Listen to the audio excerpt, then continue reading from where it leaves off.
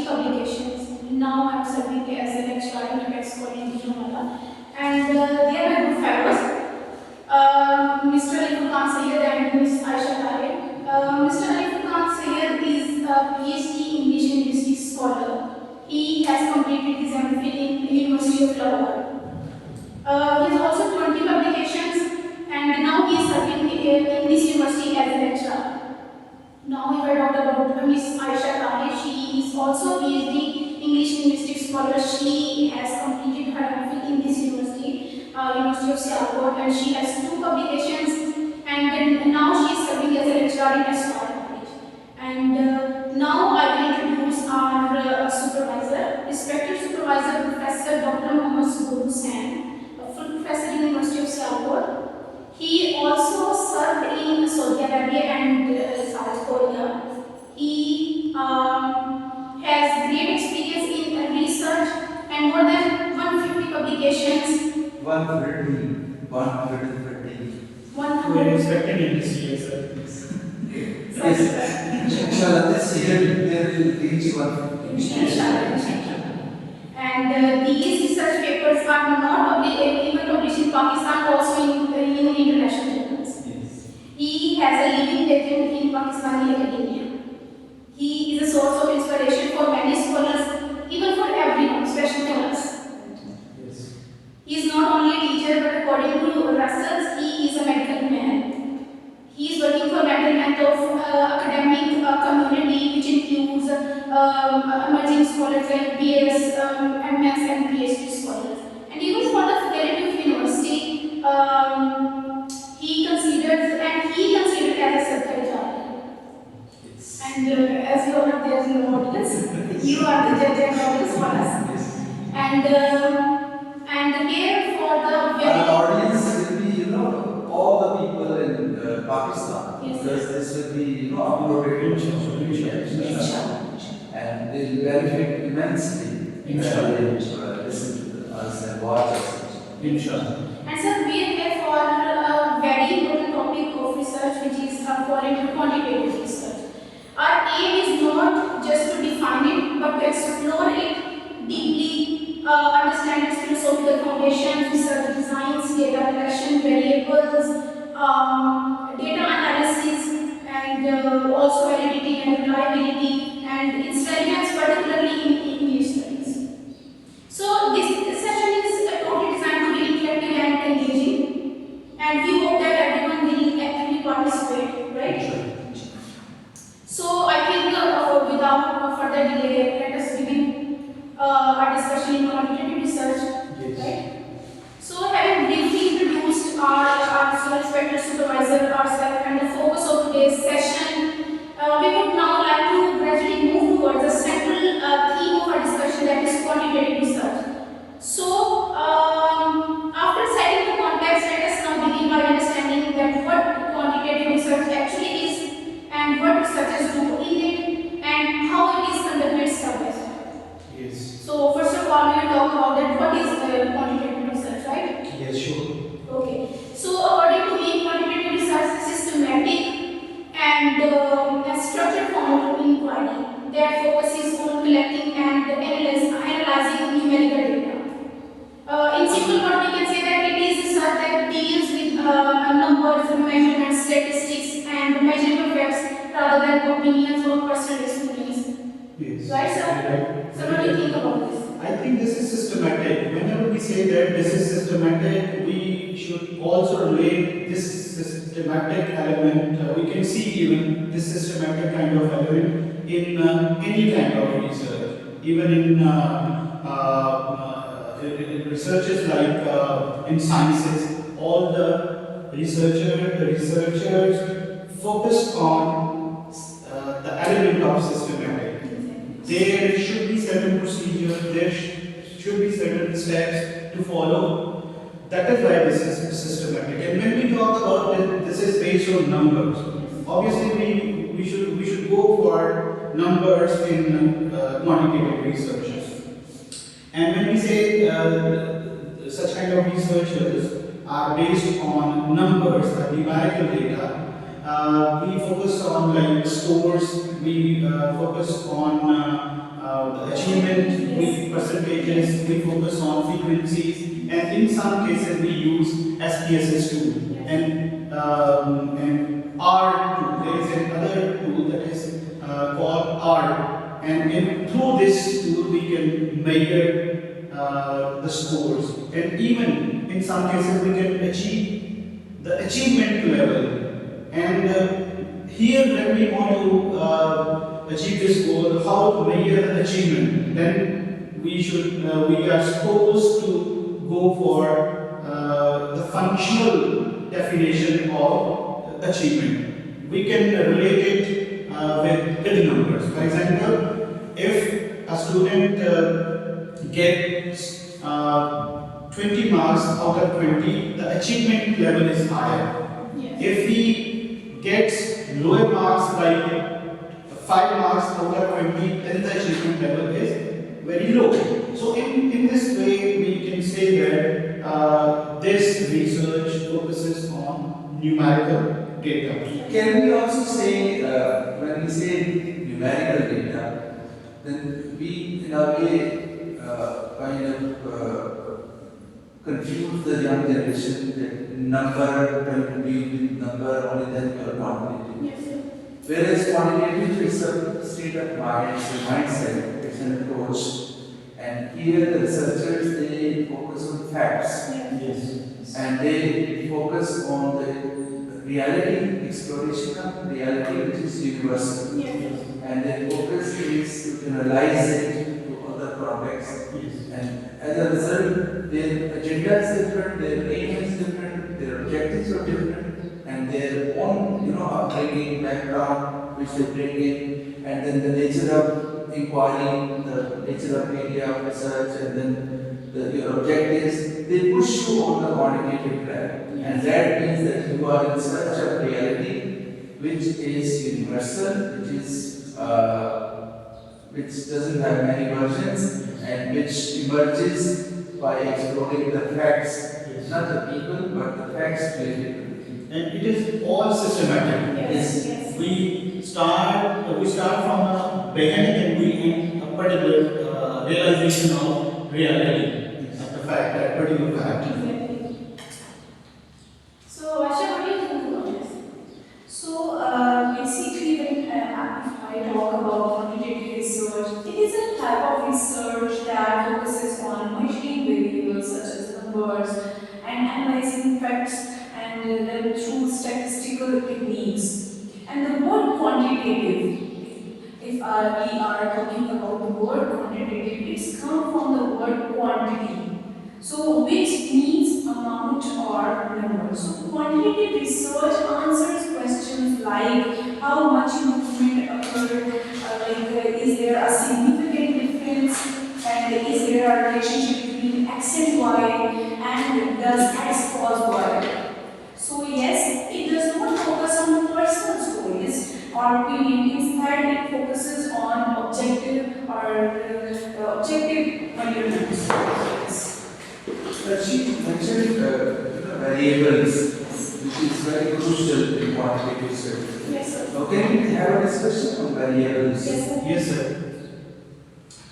These are two dependent variables and independent variables. So then there are others, continuous variable and intervening variable and other types of variables. Yes. But mainly the researcher focus on two. It's independent and dependent. These are, I think personally, these are like wheels of a car. We cannot skip one variable and we cannot complete without a research without one wheel. So all the wheels, even if the variables are dependent or independent, both are important Yes. in a research. If we talk about separately the independent variable, the independent variable is a variable that researcher changes. Like it is cause, it is influence. Or if we talk about dependent variable, it is a variable that is measured. And it is the effect. Like for example, writing scores. So this is our dependent variable on the test results. So we need an expert thinking from you. How can we implement these dependent variables and independent variables, particularly in English studies? You know, when my supervisees, they start the research journey, and I help them frame the title. Yes, sir. And the title, I make sure that variables are there in the title. Yes. When you do the mind mapping on the title, you can identify the variables. The one thing I suggest to everybody, the ones who are in close touch with me, determining some variables as independent and dependent as you. You, as a researcher, you have to play a very vital role there. Which variables you want to operationalize and make functional and carry them along all the way till the end, that is you have to decide. Yes. And then accordingly you set your objectives to achieve, to operationalize those variables. Sometimes when you suggest, well, do the data mapping on the title and identify the variables, the informed, supervisees are finding the ones who have gone through the process and they have really chewed and digested the books on research methodology. This is a variable identification that is only quantitative. And my study is purely qualitative. So why should I get into the trouble of identifying variables and all that? And then I suggest, well, doing data mapping and identifying variables to start with is very crucial. Yes, sir. Because yours is a large scale study. At any point, anybody, even before the final print, may come up with this, objection or revision point, review result. Well, scale is large, and you have to use the mixed methods, and you have to bring in the quantitative part there. Yes. So you have to identify variables. They must stand on the title, and once they are there, the title, then further mind mapping has to be done. For example, to declare, you declare. Nobody will dictate. Your supervisor, even he can't say that, well, declare this as independent and declare these as, dependent. Yes, sir. I will be. You have to, once you do that, you do further, mind mapping on that. Those variables which you identify stemming from the title, they have further sub-variables. Now, so variables must be reflected in the statement of the problem and the aim of the study. And then, those sub-variables must be there in objectives of the study. Again, we are talking about systems. So you have to create the threads there. Now, later, for example, in quantitative, now variables, they really dictate you, they rule you, they govern you, they direct you. Now, you reach to a point where you will start thinking of instrument construction. Now, again, you have to do mind mapping on the variables, identify sub-variables of the sub-variables, label them, and incorporate them in items of your research tool. Yes. How many items are there? Now that item, because it's quantitative study, you will use quantitative tool of questionnaire Yes, sir. on some scale. So sometimes you borrow it, Yes. adopt it, Yes. sometimes you adapt it, Yes. sometimes you self-create it. In all cases, you have to create a symmetry between the variables, sub-variables, and incorporate all of them in a very distinct way in the items in the tool. Again, at that point, you say that at that point, your supervisor, you decide to put the data collection. Now, once you have that sense of structure, well, everything is crystal clear, running, like a flowing water, straight like an arrow, right from there. Yes, sir. And there you are connected, and then there are certain measures, reliability and validity performed alpha tests and statistical measures and all that. And in case of adopted and adapted, even that is not required because that is done by the previous researcher. Self-created, instrument in the light of, the variables running from the title and all that, there you have to, establish, reliability and validity. Yes, sir. So, variable identification, as Oliver Kahn said in the very beginning, is like the wheel which takes you along in that journey. Yes, sir. That is the first crucial step the researcher must take. Very good. Thank you. Thank you so much, sir. So, after understanding the basic concept of quantitative research, the next step is to look at the research process and the main stages involved. So, the first and most important step in quantitative research is, I think, identifying the problem, right, sir? Yes, very right, very right. So, Without problem, we cannot go for ahead, research. go for the research. Yes. We often say an issue with no acceptable solution. Yes. And your research is required to find the solution. Yes. You get the green signal from the people, the experts in the field. Yes. When you state the problem in such a way that they say, well, what is the solution? Yes. One says this may be the solution, the other says this might be the solution, but there is no acceptable solution. And then they say, give chance to this researcher, give him the green signal or the green signal. She or he must go, collect the data, and do the research, the whole research process, and then come back, and then we would wait how she has reached to the solution of Yes. that problem. So very right, problem is the art of the research And process. even, sir, according to the deficiency model, finding deficiency, finding problem is also very crucial. Exactly. This is And that again, many people, especially must have observed, when they create the sections, the researchers, they confuse gaps of the study and statement of the statement. problem.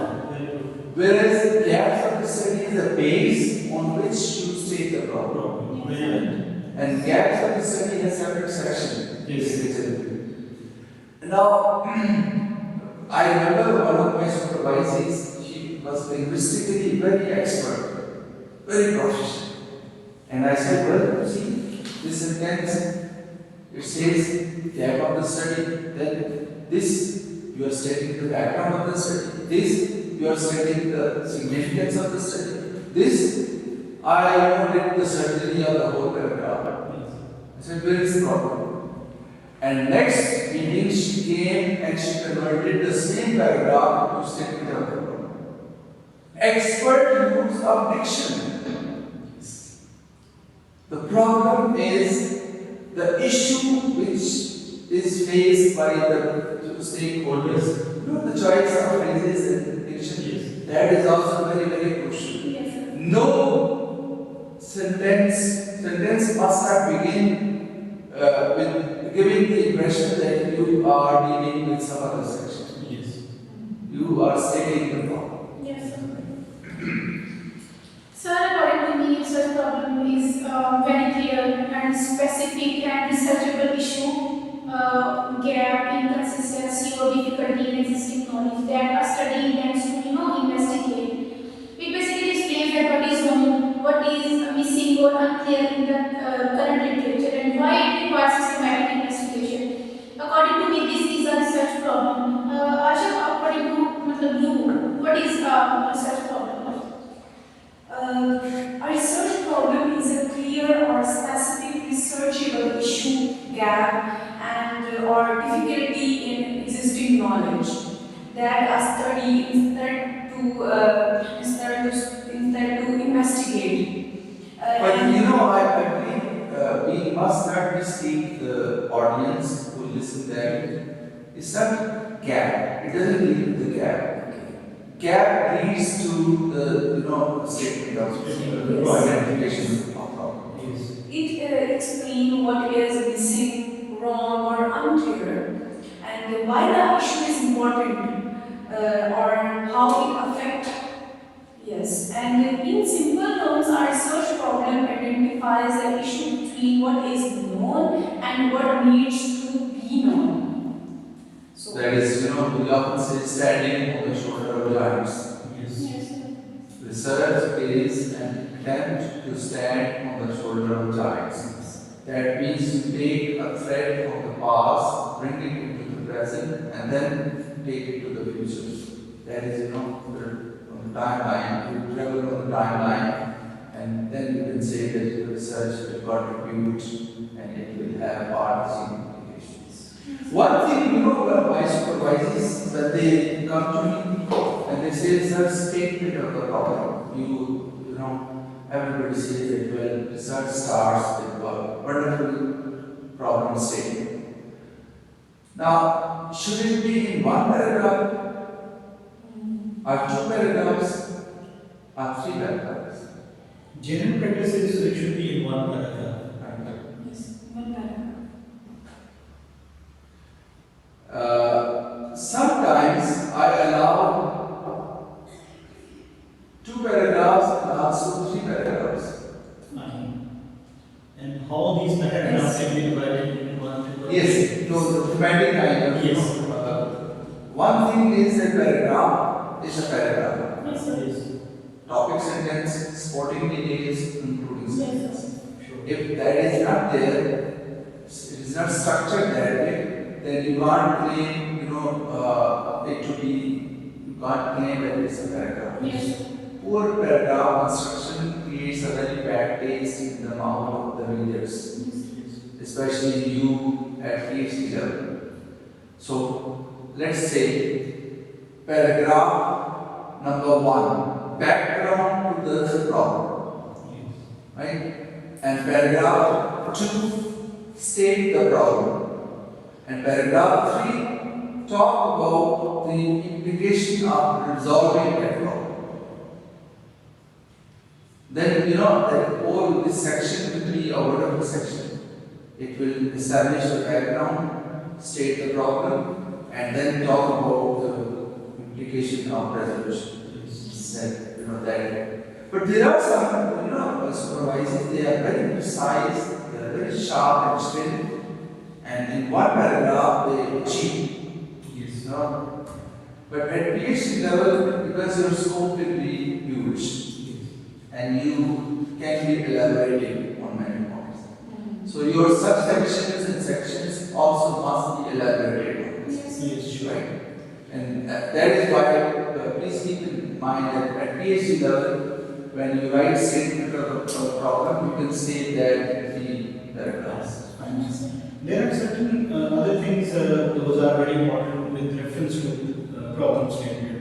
It also justifies the importance of the issue.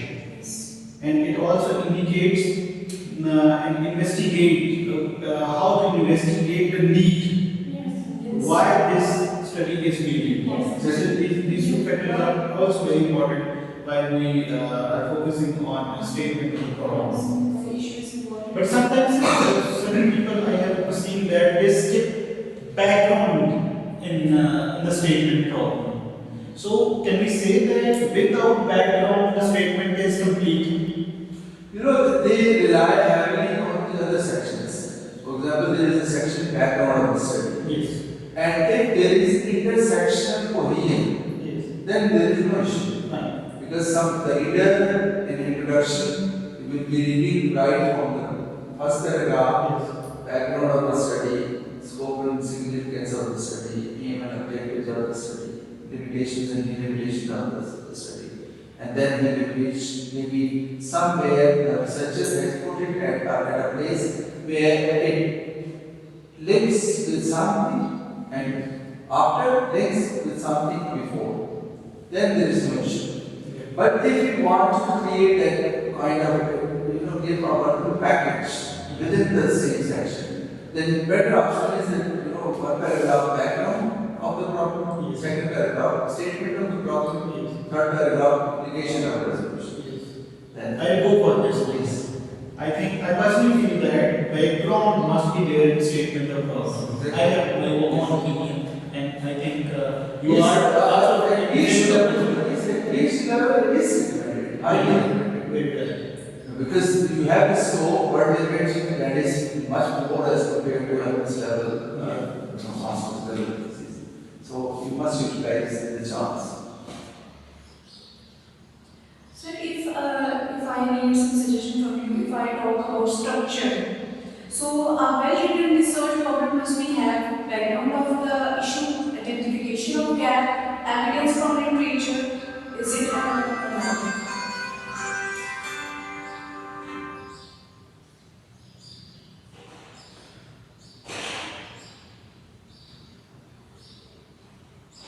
And fourth one is consequences of the gap and need for investigation. Please continue. So, sir, please can you tell me about the evidence from the literature is important? Very, very crucial. This, when we guide the next generation and we give them the title, frame the title, the first task we must assign them is downloading 25 articles Yes. from last 5 years. Yes. Literature review, you keep reading till the end.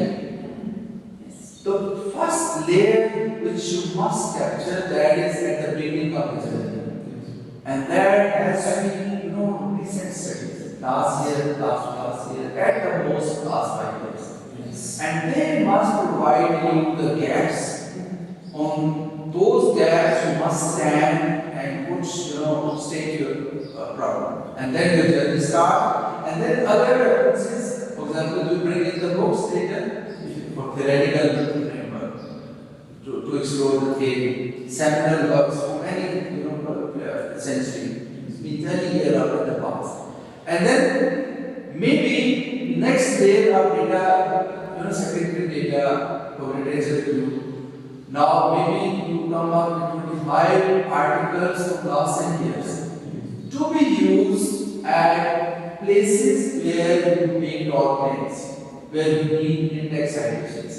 So maybe those 25 you bring in and put them at different places. The ideas are jumps, are the quotes, and you supply them there. Then next year maybe last 15 years. 25 more articles. At each level, 25, I often say it is almost 40. 40 in the first layer, 40 in the second, 40 in the third, and roughly it is 120, list of references.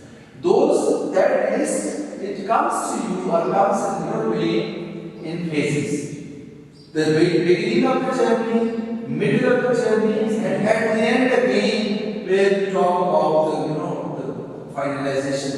Now you would be needing some index citations where you go against some past research or you get from the past research. Very good. Very good. So again, that can be supplied at proper places. Yes. And then you move to completion, and by the end you would say, great journey it was. We started with last 5 years. I identified the gaps.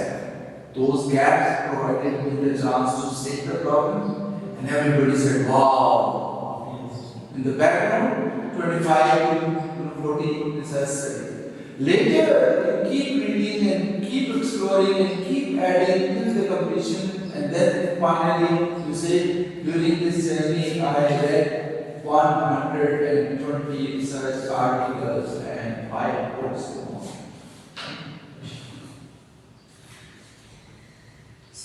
So I think once the search problem is clearly defined, the next step is to write a purpose statement instead, right? Very nice. So I think purpose statement clearly explains that what the study intends to do in order to address the research problem. Yes. It clearly states the aim of the research and often begins with phrases such as the purpose of this study is dash dash and what this study aims to, right? Yes. Most of the time, it states the aim of the study. And aim even can be divided into objectives and sub-objectives. Yes. You know, sometimes when I, explain it to the basic researchers, aim and objectives, I give an example. I want to go to the moon. Yes. That is my aim. Yes. But will I jump and go straight to the hole? No. I will take certain steps. Yes. First step, I will wind up this class, inform, So the end of the conference. that I have, urgent piece of work. I have to leave, and tomorrow I will not be there. So the application is down there. So that is first objective. Then going down there and taking a taxi, piano or something, Yes. arranging that. If I don't do that, second step, I won't be able to go to Laliada. Yes. So taking the cab and reaching Laliada, that is my second objective. Yes. Third objective, getting some good bus, a poster, if it is, some AC coach, which can take me straight to Badani Park in Lahore and drop me there. And then my next step would be taking a cab from there, rickshaw maybe, and telling him the address. Please, yes, I want to go here.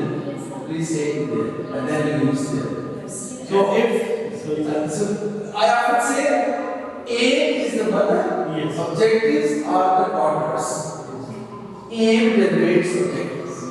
And sir, I want to add something interesting. If I want to enjoy this journey more, then I should go for Raja Bus. Yes. This journey, I would say it's not a race. Yes. Research is not a race, it's a journey. You never expect smooth sailing. Yes. If you expect smooth sailing, then you would fall, victim of shortcuts or corrupt kind of practices. Yes. So, thesis writers or AI, ChatGPT and all that, and then you are doomed to be degraded forever. To stay dignified, always anticipate there is Raja Vassali and on GT. Yes. Not only moving. There will be bumps and jumps and road surprises and shocks. Can we take some pause for Though what we are doing is equally sacred to what Holy Sir was saying. And that I say on base of Ravai.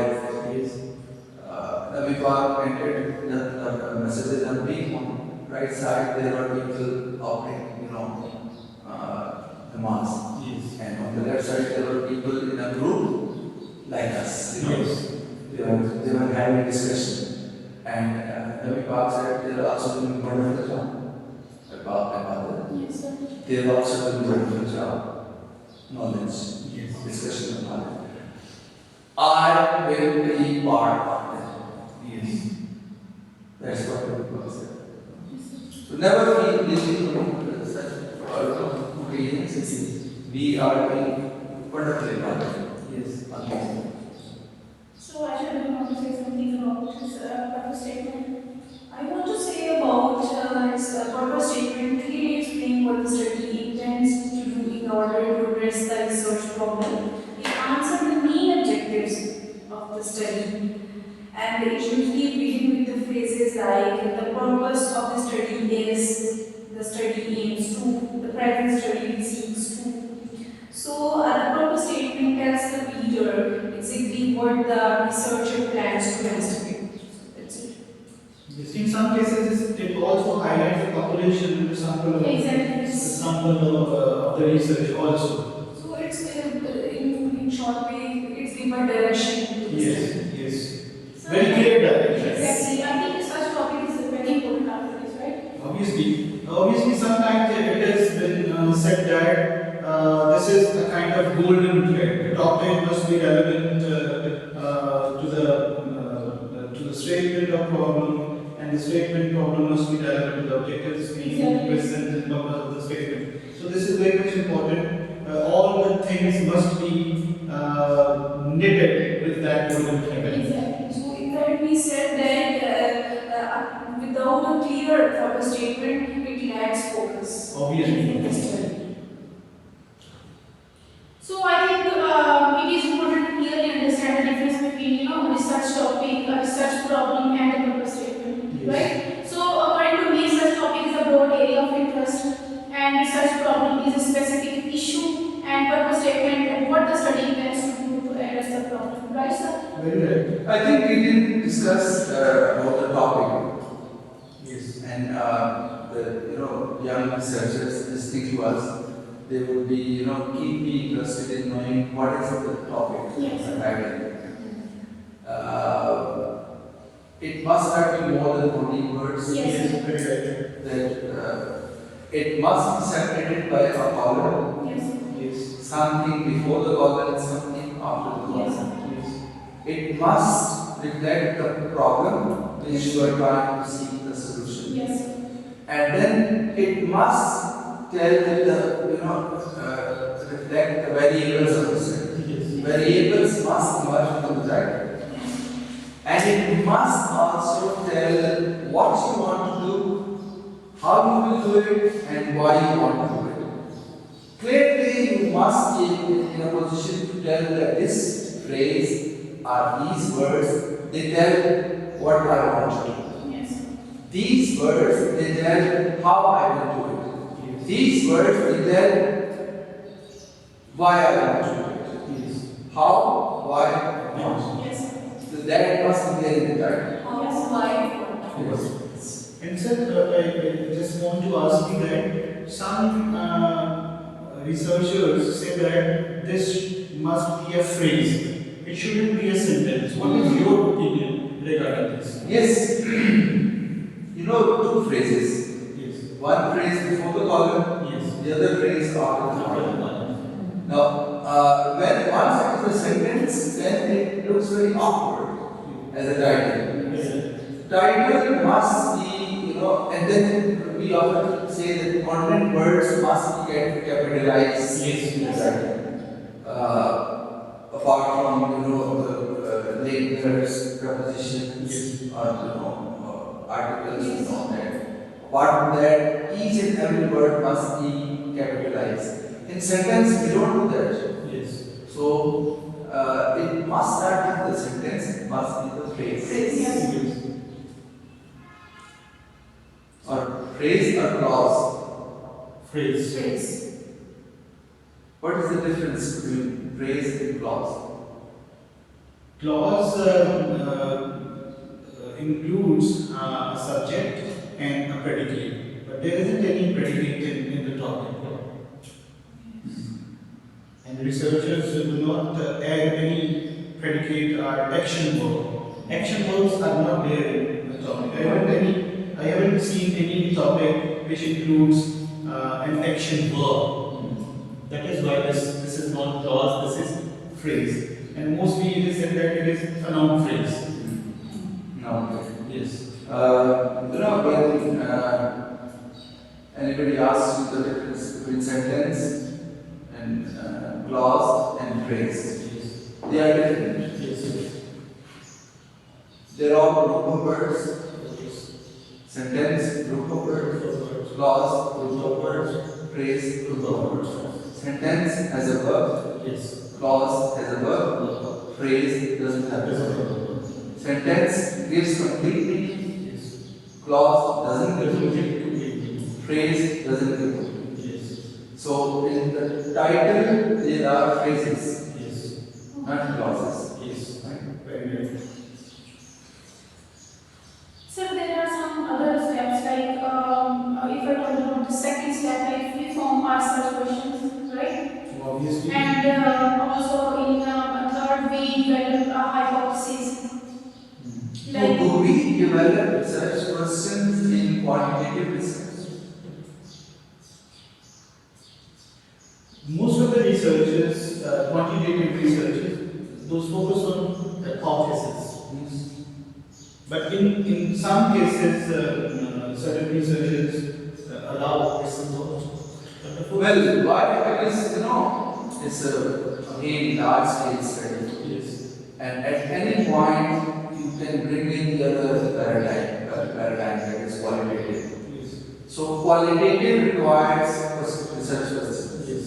Quantitative requires hypotheses.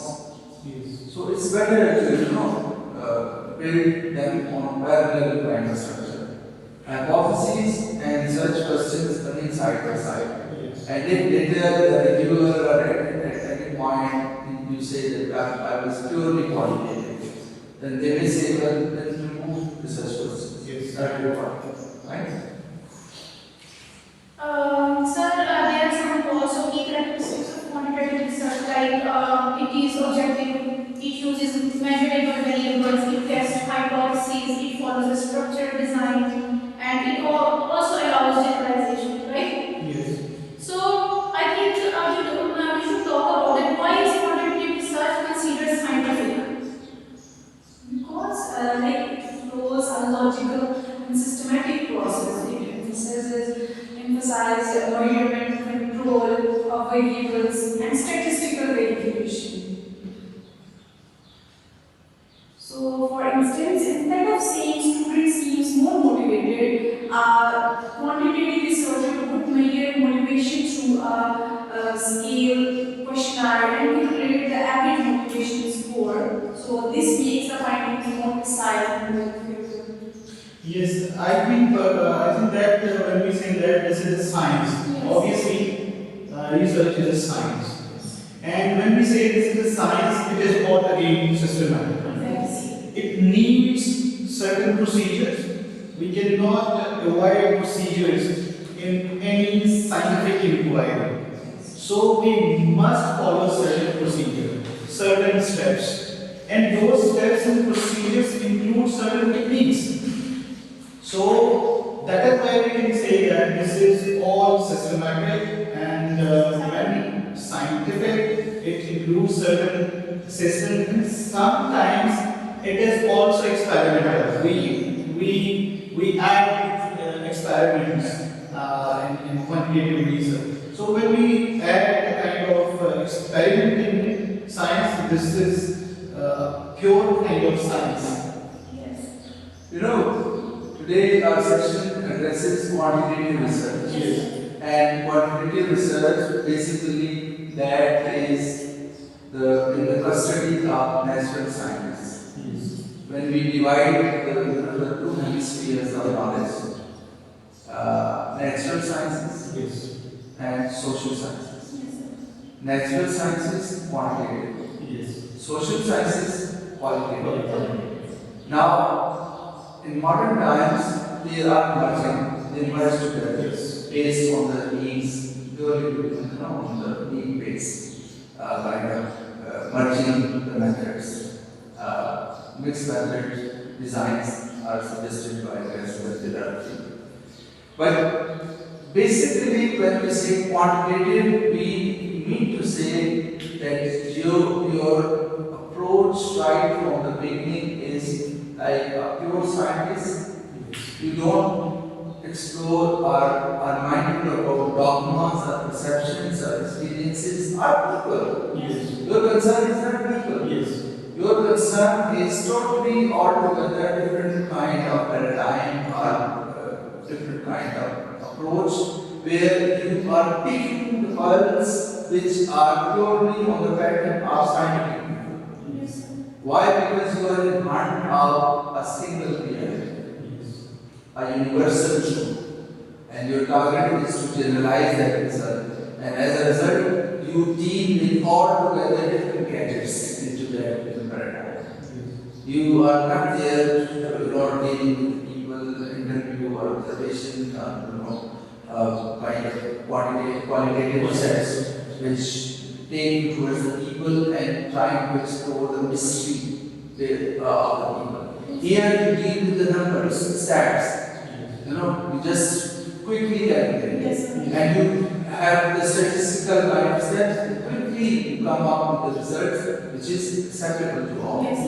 Right? Very good. So that you are scientists, and you can bring it under the philosophical worldviews also. Yes, sir. Yes, sir. The next data is philosophy. So I think we have clearly understood about the quantitative research. Now we should move forward to philosophical worldviews, right? Be very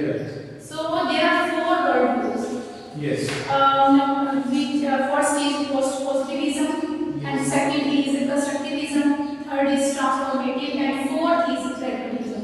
Yes. Right? So let's begin with post-positivism, which is the most important worldview for quantitative research. It is totally based on the belief that reality exists outside human thinking and can be studied using measurement and numbers.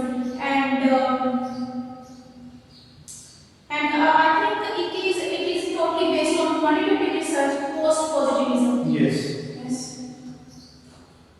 It focuses on generalization, exactly. generalizability, and obviously adds a strong belief that reality exists outside human thinking.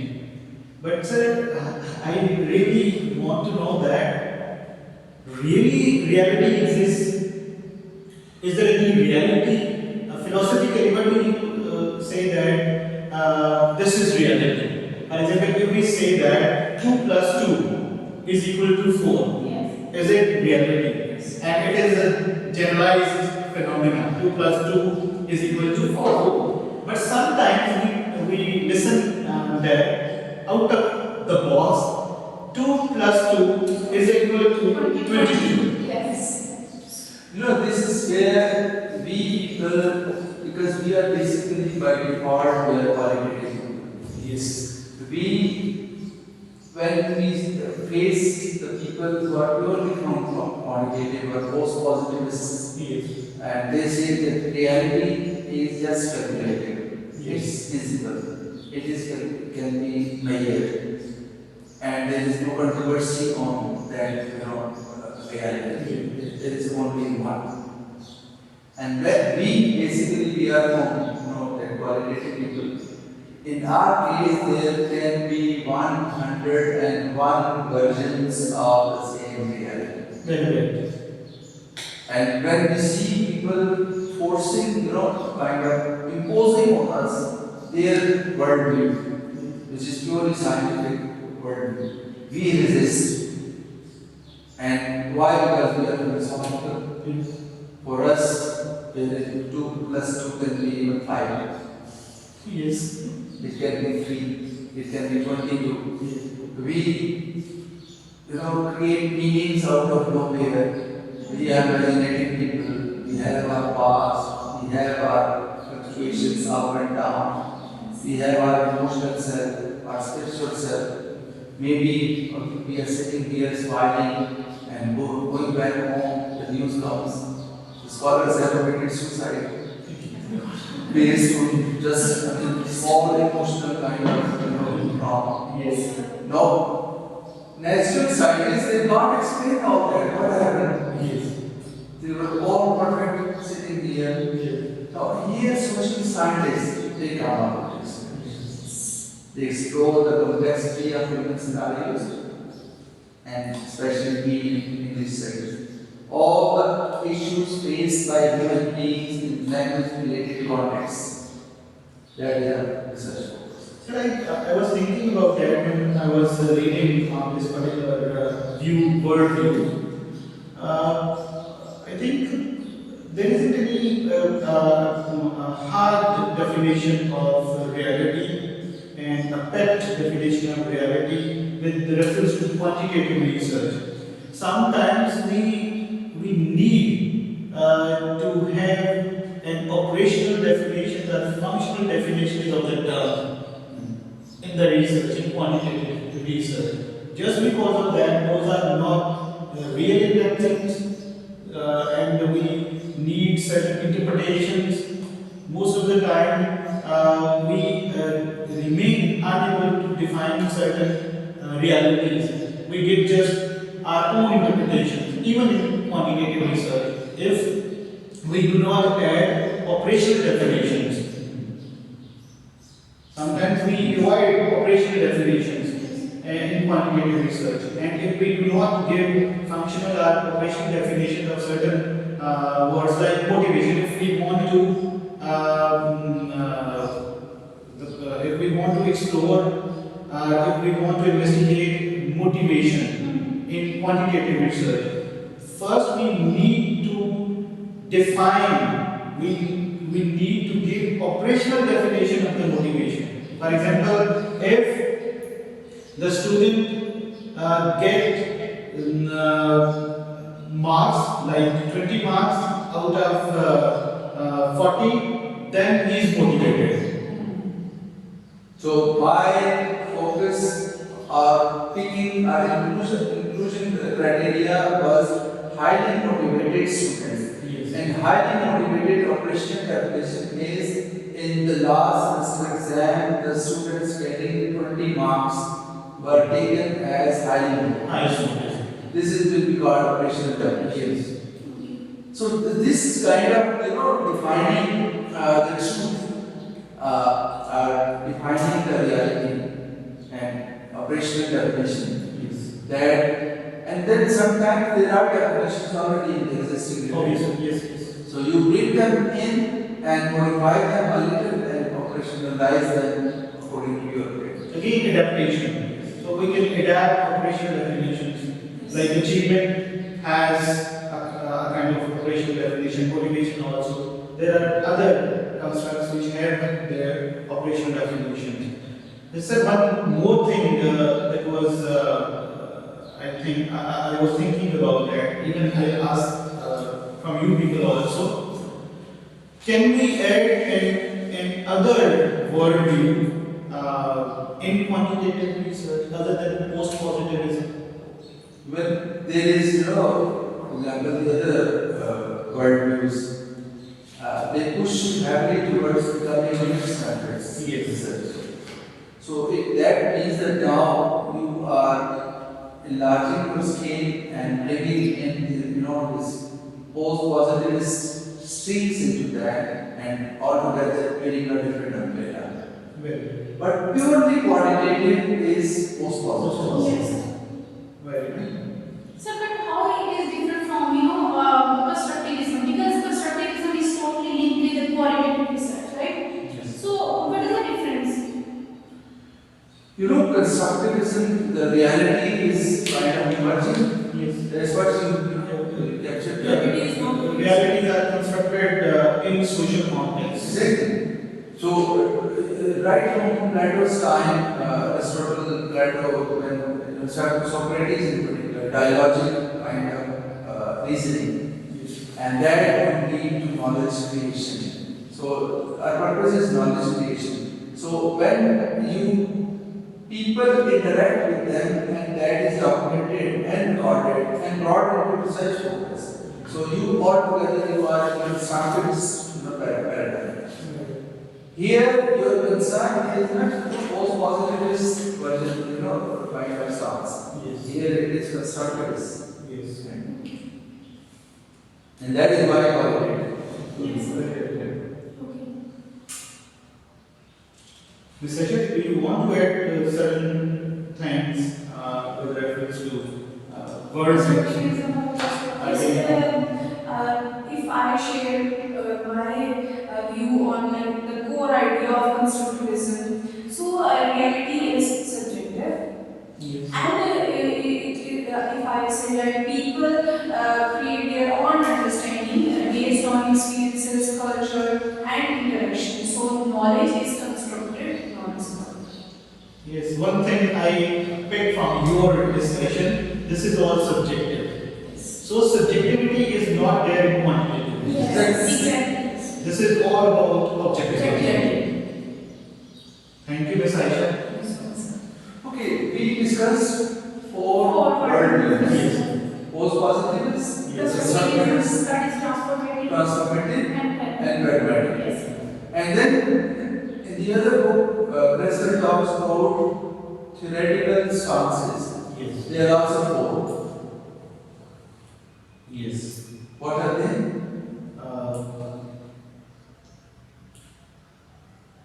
One of them is ethnographic. Case study. Case. No, they are different designs.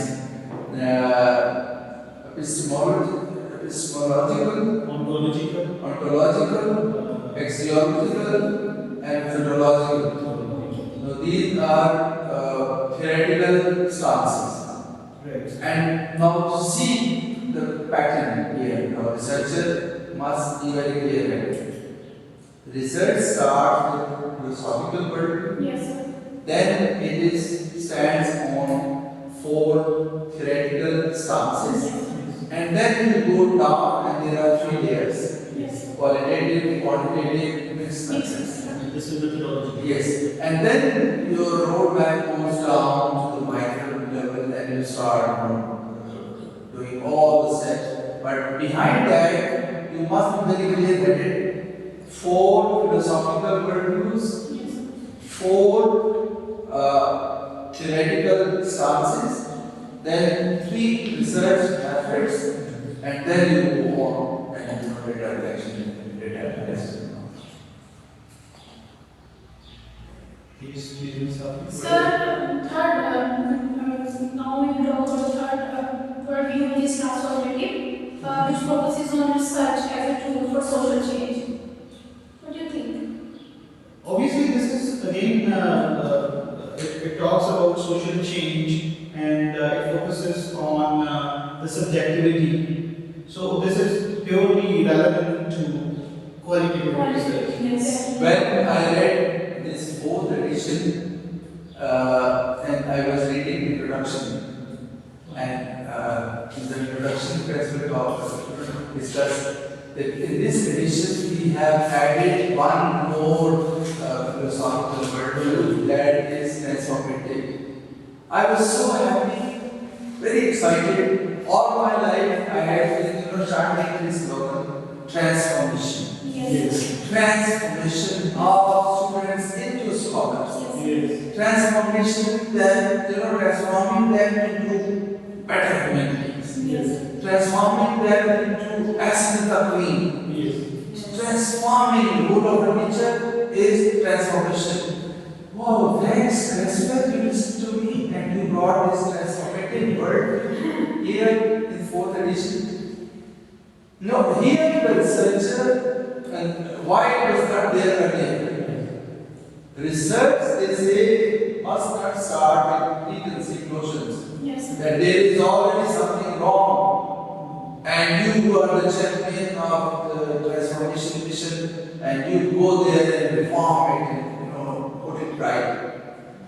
So, CA practitioners they force festival to why? Because CA research that purely comes from the transformative world, where research is now different, altogether different in social science. Here, researcher approaches something with clear agenda that I am there to find something wrong. Yes. And then I do something to turn that wrong into right. Yes. It aims to bring social change and Exactly. justice to the society. Yes.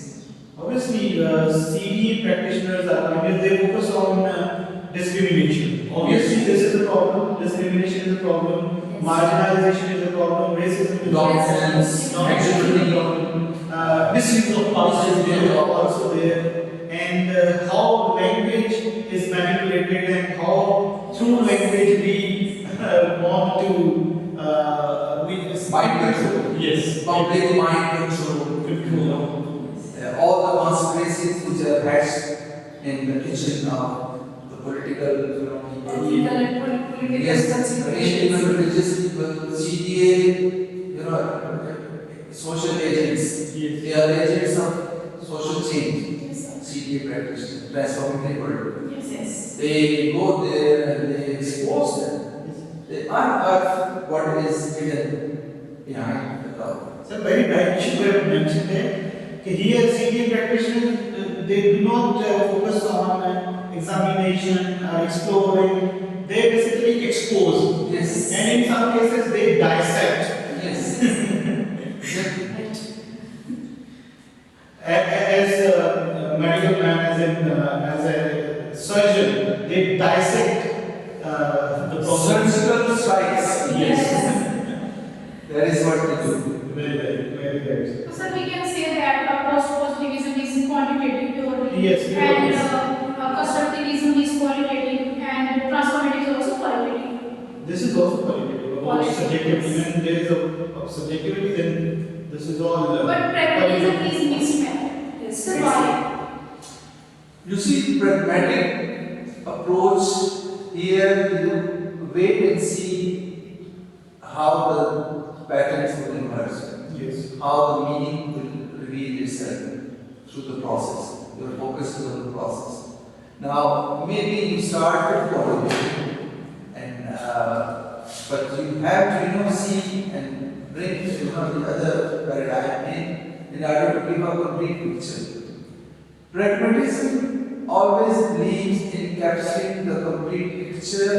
Why? Because the context is also captured. Yes. Without capturing the context, they say truth is not fully revealed. So that is why it's mixed. This is more practical. I think this is more practical and it focuses on practical solutions rather than philosophical debates. Like constructivism, we focus on philosophical assumptions and philosophical debates. In transformativism, and we also focus on subjectivity and philosophical debates. But here in pragmatism, we focus on practical solutions, and it is more about the use rather than any other explanation. Yes. It's basically focuses on how solving real world issues, problems. Yes. So the methods depend on research questions, not worldview. But here the beginning researchers they will get confused that is it important to wear, to have one umbrella all the time? How can you put yourself under one umbrella and discard the other? That I am not part of that. I am part of this. I am pragmatic. I am constructivist. I am post-positivist. I am transformist. What? Now, your statement of the problem and objectives, they would determine that what is your philosophy. Yes. Or maybe philosophical word to push you towards picking an area which leads you towards that kind of practical steps, objectives. But sometimes you can mix both. Yes. When you create layers, for example, there is one objective pushing you to be transformative. And then the other layer may be element of constructivism that comes there. So what you do while studying, the philosophical word with research design, capture them in two paragraphs. Yes. Right? So there is no hard and fast kind of fixity regarding that. Yes. I think we clearly understood about the word. Yes. Yes. We should move forward to research design, right? Yes. That's right. Because research design is also a very important part of quantitative research, because research design is the overall plan or the blueprint of a study, right? Very good. So because it tells us that how participants will be selected, where the variables will be manipulated, how data will be collected, and how relationships will be tested, right? So what do you think about research design? Obviously, it is an umbrella term. Exactly. It is an umbrella term, and we have certain research design. And if we see the very first one is descriptive research design, and this design is used when the researcher wants to describe situation and specific trend, and sometimes a specific phenomenon or situation. So description is there in this research design rather than explanation. For example, if there is an event and as a researcher we are describing that particular situation or event, this is all about research design that is based on description. And there isn't any manipulation of variables. Here we explain whatever we are watching or seeing. Exactly, we are focusing on the phenomena. We cannot give our own opinion. For example, if we are, if I am posed to explain this particular discussion, and I want to describe this event, we have four participants in this discussion. There isn't any hidden participant in this discussion. Yes. So Malaikas are not there in this description. Yes. Or any other explanation cannot be added in description. Whatever you are watching, whatever you have in your front, this is all about description. For example, if there is a pen box, I must say this is a pen box. Yes. We cannot explain that why this is here. So this is all about description. Yes. You know, somebody asked me description and then narrative inquiry. There's another research design. Yes. Descriptive research design and narrative inquiry. But the basic terms which are description and narration. Yes, sir. Now we need to, tell the beginner researchers what is the difference. Yes. And once I asked the class, they were, running all the wide horses of wisdom, giving trying to tell the difference. Description is this, and narration is this. Description is this, and then finally they were fed up and they said, "Sir, all our life we have been listening to these words, description and narration, and today you asked us what is the difference, and we failed to tell the difference." Yes, sir. What is the difference? Sir, I think in narration we narrate a situation or a story. And descriptively we can write about our feelings, about something we saw. Like for example, if I talk about my city, my friend. So when we talk about feelings, we describe. And when we talk about telling the story, we narrate. Yes. Something is, if something is hidden, it has been happened earlier. That is narrative. That is, we narrate about those things. Yes. Those have been happened. All And whatever is existing, Yes. we describe those phenomena. So anything linked with past is narration, and anything linked with present That is description. Anything related to some personal experiences. So narrative inquiry is not present in the possible present. Yes, at least add something. We need your expert. Okay. No, that's what I did in that class also. And because the class size was 50, so a lot of wonderful ideas came in telling the difference. Giving an account of things in time is narration, and giving an account of things in space is description. Okay.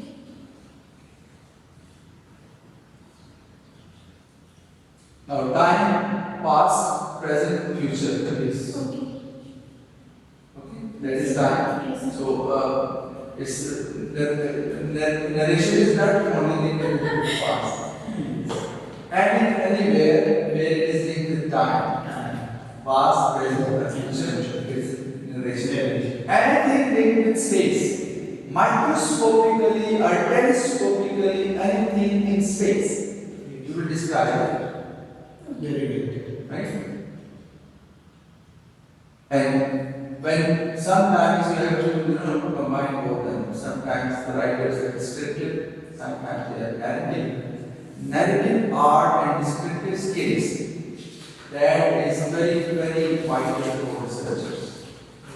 The pen must go, they must be very in describing the things and then narrating the things. So we were discussing the design, descriptive research design and narrative inquiry. Yes, sir. So there are also other, types of research design, like true experimental, quasi-experimental, correlational, and survey and casual comparative. Is it casual or causal? causal, and quasi experimental. Yes, sir. We should also focus on pronunciation. Yes. Exactly. And that is another thing, audience listening to us, researchers are always highly accurate and highly fluent. Very good. If they are not, it means they are bad role models. Yes. We have to be the perfect role models. And Dr. Akhtar the other day was saying, well, I always have a dictionary in my system. Yes. The moment I am doubtful, I enter it there. I'm doubtful about pronunciation. I click, the button there and listen to that. I'm doubtful about any term. I enter it there and get the definition of that, the use of that. And that is what you need to do without getting tired up.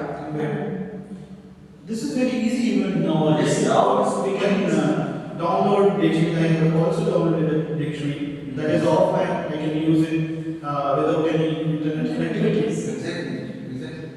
And so Dr. Akhtar also suggested us, whenever you feel that there is a kind of confusion in pronunciation, you should go for the right pronunciation. And I think as a research scholar and as a learner, we must focus on our pronunciation and frequency also. And we are working on under your guidance, and we are improving day by day. And this is the reason we are here on the panel. In previous days, I thought that whenever someone is hanged on a panel like these pictures, those things were glorified in villages and in small cities. And now you deserve and then you put yourself there. Yes. Mashallah, that has been the effort of just one semester. One semester of focus and results are there in front of you. And I'm sure that after the class I discussed Allah, book which I have about to you. That will be very beneficial for you if you rigorously go through that. Sure, sir. Have a great impact on your professions. Yes, sir. So, is there a difference between true experimental design and quasi-experimental design? Obviously, there is a difference. And when we say that true experimental design, the researcher manipulates the independent variable and uses random assignment. And there is usually a control group and experiment. So here the focus is on two groups. When we are working on a research design, that is true experimental, the first group is control group and the second group is experimental. And this design is considered the strongest for establishing cause and effect relationship. For example, we may find certain effects just because of certain causes. So that is why this is called true experimental design. And when we say that quasi-experimental, this design also involves manipulation of the independent variable, but lacks random assignment. So here the difference between the random assignment and not using random assignment. It is using real classroom and where random group is not possible. Exactly. For example, if we say that this is a class and we divide it into two groups, these are not random groups. So here you may find a difference between quasi-experimental and true experimental according to my knowledge. Okay, and the fourth one is correlational research. That studies the relationship between variables, right? Yes, this I shall Yes, sir.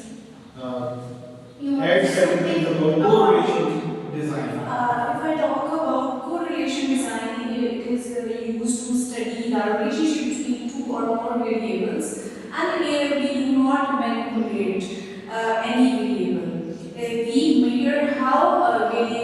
are related, but we cannot prove causation. Very right. Here, again, there is a difference. For example, we have manipulation in true experimental and quasi experimental, Yes. but we haven't any kind of manipulation in correlational Yes. design. Yes. So here we may find a difference. Yes. There's also a difference in the survey design. Like in survey design, survey research is used to collect opinions or attitudes Yes. from a large number of people through questionnaires. Yes. Here in survey designs, the large number is required. Yes. We cannot do research with a few individuals, a few participants. Exactly. So the participant ratio must be a bigger one, a larger one in survey design research. And there are certain things which are used in survey design like Likert scale. Exactly. If we want to find out the opinions and perceptions about certain things, we use different types of Likert scale, like 5 or 7 point Likert scale, 3 point Likert scale. Mostly used Likert scale is agree, disagree, strongly disagree, strongly agree, and the neutral one. Yes. And in some cases, scale is used that is based only on 3 options: yes, no, and neutral. Yes. And in some cases, it is used like sometimes, oftenly, rarely, like such kind of scales are there in survey Sometimes design. most of the time there is, agree, strongly agree, Yes. disagree, strongly disagree, right? Survey here. And Yes, and we have like more or less very well Very don't know how to speak that language. And yes, agree, strongly agree. Any other Likert scale used other than these? If we talk about in different languages, so like there is like Spanish, native language, other language doesn't apply. So yes, never, sometimes, almost always, different types. There is Yes. so many types of people. Yes. So whatever, so I think the focus should be on, again, would be on the objectives. Yes. Whatever the objectives, we are supposed to design a survey accordingly. Yes. Very good. Yes, Miss Aarti? sir, in causal, it's also called ex post factor design. Yes. Right? In this type of design, we compare already existing groups to explore possible causes. Yes. There is also different from other research designs, right? Obviously, here we find causes. What are the causes behind any phenomena? Exactly. If there is an emergence of phenomena or situation, then what are the causes which are working behind this phenomena or the situation? So in So here we also do not manipulate the independent variables, and because groups already exist, and the goal is to examine differences in the dependent variables, and it is also useful when experimentation is not possible. yes, So all these 5 approaches, I think, are different from each other. yes, all designs are different. In some cases we find manipulation, in some cases we do not find manipulation. In some cases we find causes, and in some cases we find effects. Exactly. So, sir, how will you wrap up this discussion of these designers? All these designs. What is this? Of the whole session. No, No, sir. no, the Particularly research design. How will you wrap up this discussion about survey design, experimental correlation? One good thing is constraints. Yes. Available sources and the time given to you and the nature of inquiry, longitudinal or cross-sectional or right writing article or writing thesis, and then your own, financial constraints and human constraints and participants, involvement and all that. All these factors will play a part in picking one particular design. Yes. Are going in one particular, direction. So true experimental, this experimental, or correlational, or causal, or whatever. Yes. Now you move on, and it's like a road not taken scenario. There are many roads open in front of you. You go on one track because of the background factors. You pick and choose, and then there is supervisor also. And then accordingly your research decisions, if they have justification and outcome is whatever analysis and striking findings, that will be accepted. Right? There is nobody will object well out of these five you have picked one. You should be failing because you started there.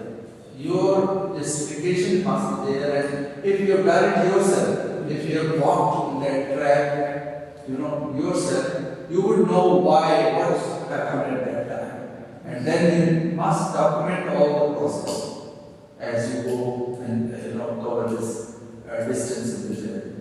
At that particular point, why you are pushed on that particular track, and what are the justifications, right? Sir, I think we should check is it recording or not. I'll check it. Some point we can check. Yes, it is working. The participants are showing struggle. So Precious ideas lost. yes. That would have been the big loss. Yes. And that is very, very important during data collection also. Yes, sir. And I always suggest that on the day of data collection, take two devices with you.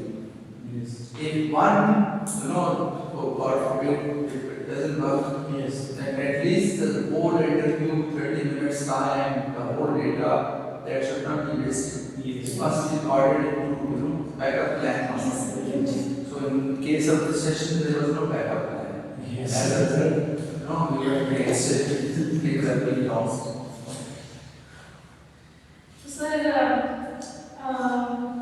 now that we have clearly discussed the different research designs in quantitative research, an important question arises: what actually guides these designs?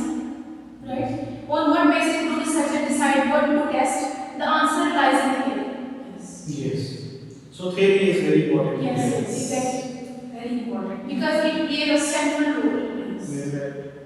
Why you see, in quantitative we say it is heavy testing, Yes. Yes. and in qualitative we say it's theory generation. Yes.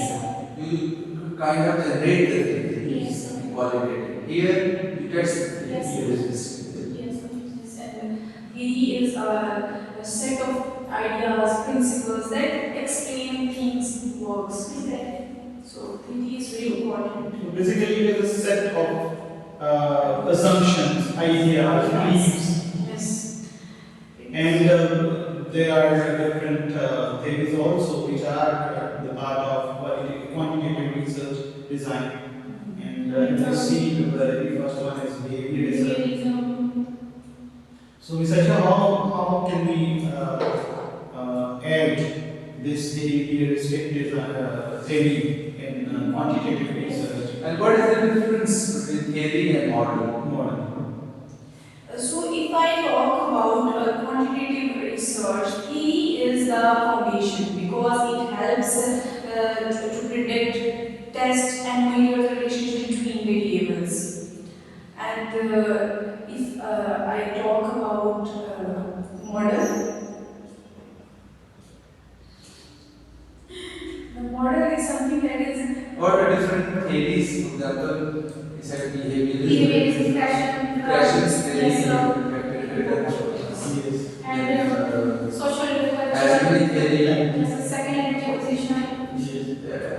SLA theory, Yes. then any other theory? Motivation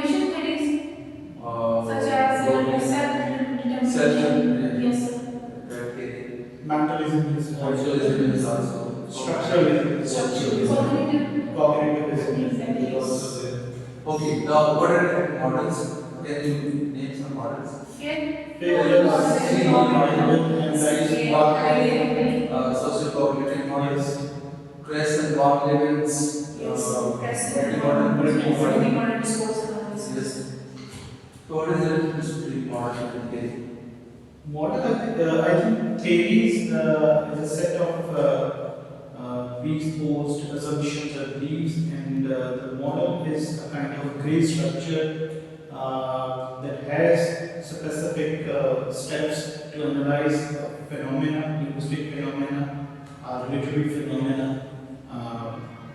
I have also asked this question to Miss Maria Asia in an online forum, but again the confusion is there.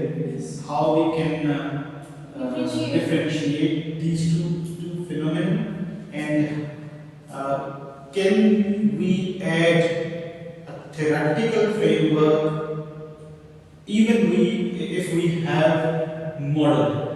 Okay, now I hope that after today the confusion will be killed Yes, forever. sir. Okay, let me explain. Theory is dynamic, model is static. Theory gives the answer of how and why, model gives the answer of what. Okay. Theory generates model. Model emerges, and model needs to be made operational with effort. It's researcher's job to apply the model. Model is usually the analytical framework of the study. Theory is always the theoretical framework of the study.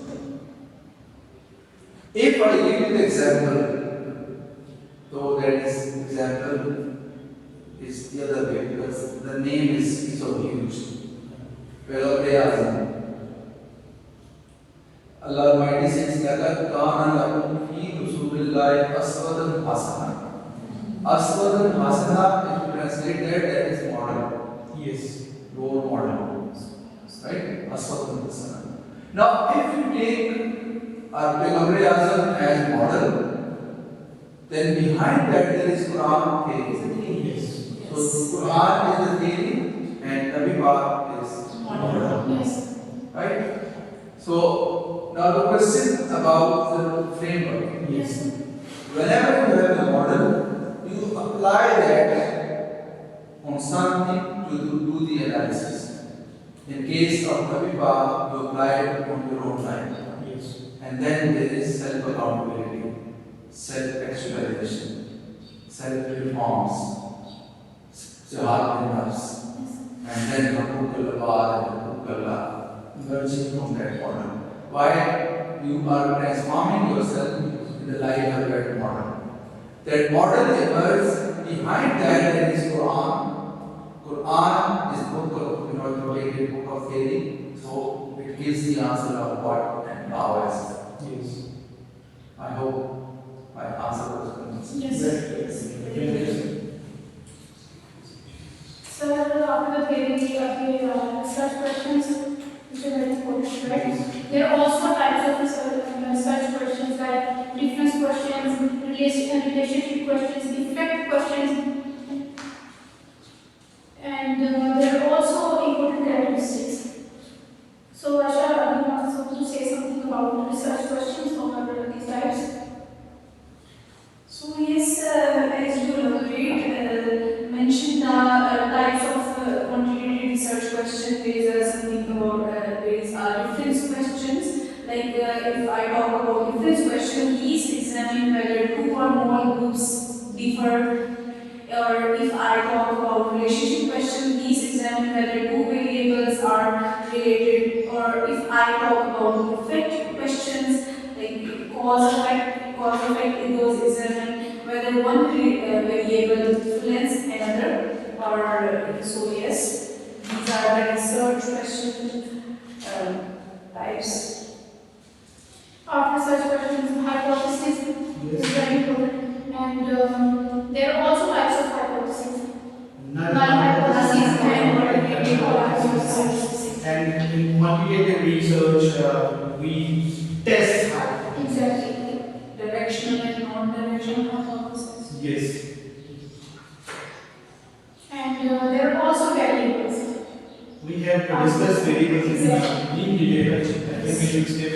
We have just shortage of time. There are also time restraints, and such kind of time restraints we always face in research also. Yes. But I think we should talk about data collection. Yes, this is very, very important.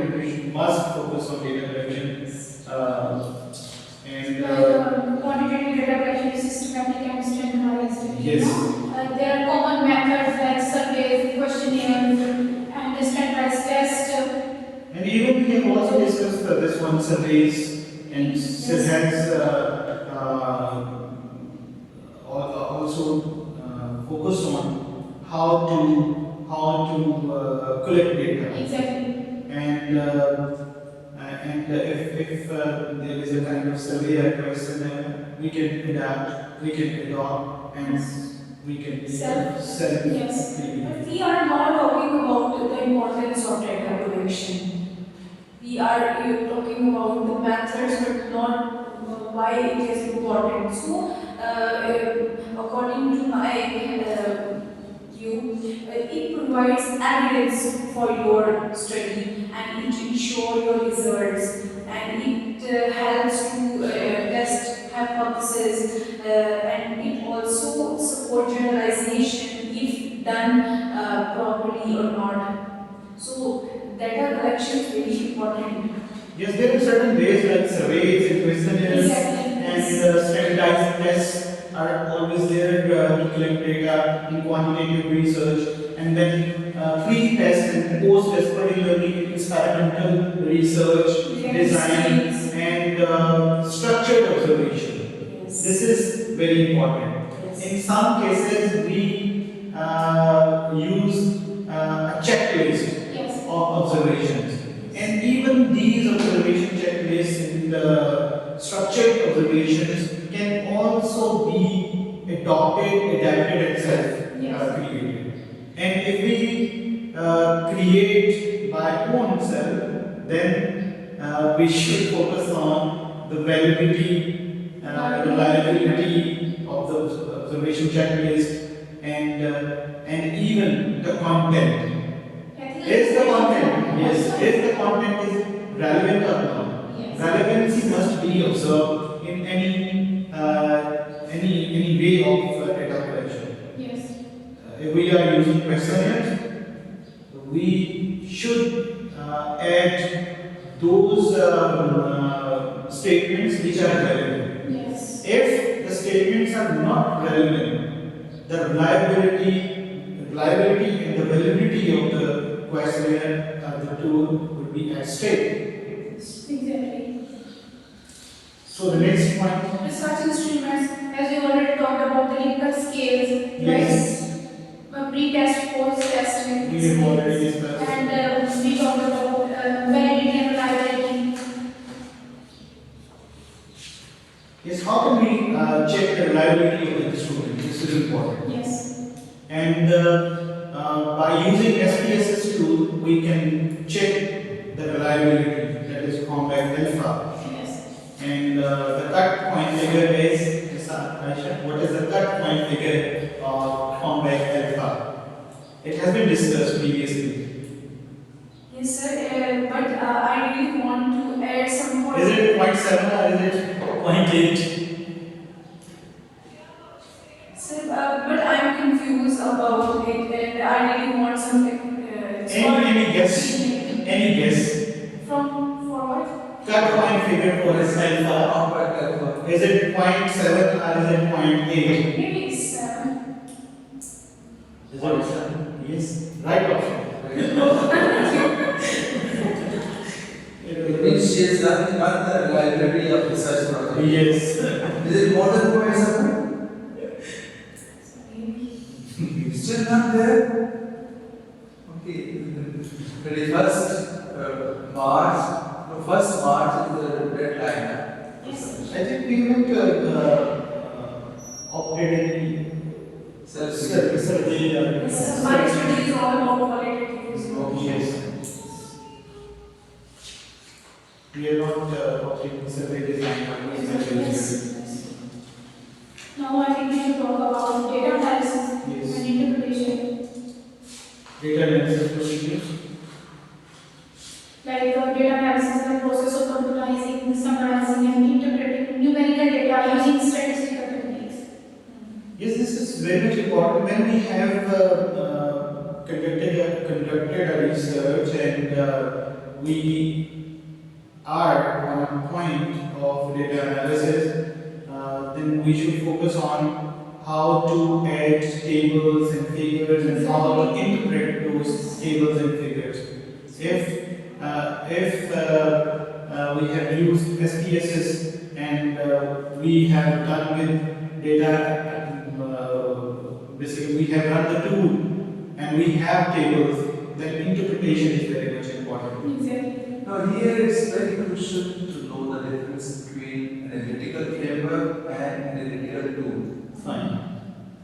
Now normally, I've seen even I was internal and PhD students in management sciences. Yes. There's a lot of confusion and a lot of kind of chaos in the people. They think that bringing in the analytical tool, that means that they have done the analysis. Analytical tools are to be brought strictly governed by analytical framework. Yes. And if analytical framework is clear, then these tools they come and support you in making your data compact in order to do the analysis in the light of analytical framework. Yes. So maintaining this distinction is very, very crucial to be a well-informed researcher Yes. or knowledgeable researcher. For example, I am working on a project that is corpus-assisted analysis. So, the tool I am using that is informed. Yes, sir. And when I have run that tool and we have certain tables, figures, then the next step is how to analyze. Yes. And that is where analytical framework will come and play its part. Sir, when I studied these tools, the SPSS, and I'm very confused about two things. Innova and NVO. Sir, can you please And Vivo is totally different software. Qualitative, and that is used mostly for interview analysis.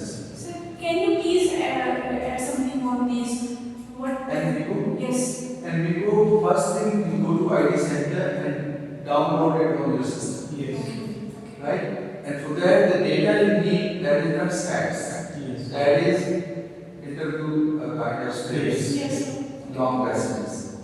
And then you give the commands and according to the objectives and do the analysis. That is qualitative analysis, analytical software. Yes. To analyze the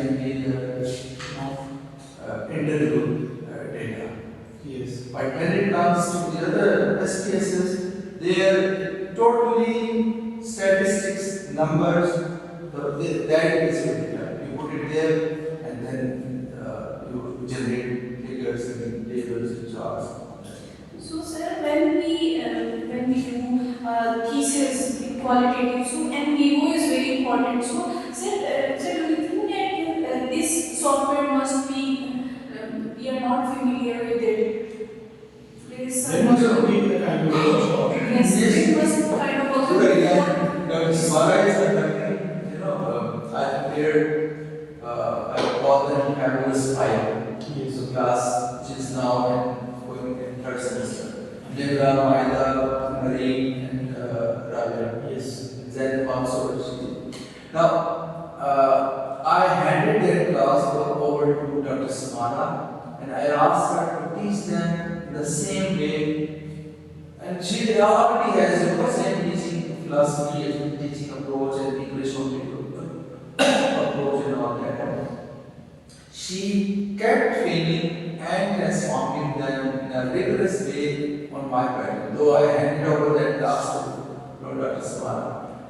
And the other day she was telling that I assigned, no, even Amjad is part of that class. Amjad, each one of them were given a task which was, credited task, graded task to teach one software. Yes. And they covered 5 softwares in the class. Now we don't have time, otherwise we would have covered that idea. Yes, before thesis, PhD thesis, I think we should take this workshop. And by the way, never lose hope. YouTube is full of tutorials Yes, sir. and videos. The only thing is, when you create a quality inside of you, that application, focus. Yes. And why these 4SR sessions? I call them the game changers. They bring that required focus in you. And it's a matter of just opening the system, having internet, and just noting down and repeatedly watching it. And then if the system is already installed, you play with that based on your watching the tutorial video clips and video on YouTube, and gradually you become familiar, and from being familiar to you become expert. It's just a matter of time. And then in between you get a chance to attend the workshops anywhere, and you have already done the groundwork, the homework. You have gone through that. Then you capture the concept very quickly. Yes. Right? So that process that you go on. And even I can also conduct a few workshops on Incom, Voyant, Tool, and the Mendeley Zotero. I'm quite good in these 4 tools, and even I can do a workshop on Word network also. Yes. So I know, and there is another tool that is Eduate. This is also this can also be helpful in our research. So I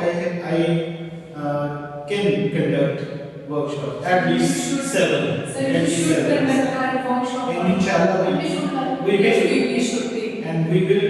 No, later I tell you one thing. Once you are done with your coursework, Yes. and you are allotted a supervisor, Yes. then even if Rahman wants to do it, he won't be able to do it because you will be in cruel clutches of the supervisor. Yes. And I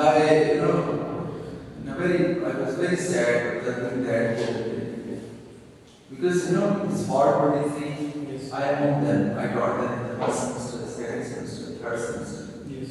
And some of them came to me weeping. Sir, we discussed with you and our supervisor, they snub us that why do you run to Dr. Sabu? Why do you consult Dr. Sabu? Who's your supervisor? I am your supervisor. I was very, very sad. And there are supervisors like that. Yes. Even say Dr. Akhtar allowed me to guide his supervisor. Exactly. Just because of shortage of time. I conducted a full-fledged mock defense for them because Dr. Akhtar is the economic part, the other statements. There are many roles and Dr. Akhtar is playing very well in those roles. And Aisha, we are trying to establish that culture where, if anybody doing anything and supervisor will be thankful to that person. Yes, sir. He should be thankful. That culture we are trying to bring it here, but still. We shouldn't spoil the supervising, but we should take help from others. This is but before research you should conduct Yes, in coming semester we will conduct seven workshops and it would be enjoyed this style, learner centered, that will go on. Yes, The sir. sessions. Yes, sir. Yes. So we will plan some sessions. Sure. Make it very We must easy. learn about the software and And maybe next semester I will teach you CDA, right? Yes, sir. CDA. So that will be a kind of project you will be doing that will be qualitative analysis. Yes, sir. And for that you need to have expertise on qualitative software. Yes, sir. And we will bring that in the class. Yes, sir. Right? And sir, even this flex can also be used for a bigger activity. Yes. You will be as a supervisor and we will be the participants in the discussion, and we can arrange this whole discussion for me as students Yes. in 207 room. Exactly. Yes. Why not? The same agenda will be there yes, after finals. after finals for 5th, 6th, 7th, and 8th semester. Yes. Sure. Same, there will be a same flex, Yes. same standard. We can add more standards. Yes. Inshallah. So we are working hard for it. Thanks, sir. Inshallah. Is it time? Yes, sir. Thank you. We have killed the time, and it is exactly 2. Yes. And who will wind it up? Obviously, now it's your turn. Okay. Mashallah, it was wonderful. I congratulate all the PhD scholars. They have done a wonderful job. And the way it was conducted in a very warm way, interactive and smooth switches, and assimilated the concepts very well, and it was a wonderful sense of structure. Thank you. Right from the beginning till the end, and knowledge sharing, and making yourself clear-headed for future research after second semester. Yes. And today they have proved that they have done the foundation work, and now a beautiful building will be constructed on very strong foundations. Yes. So, very well done. Excellent. Thank you so much.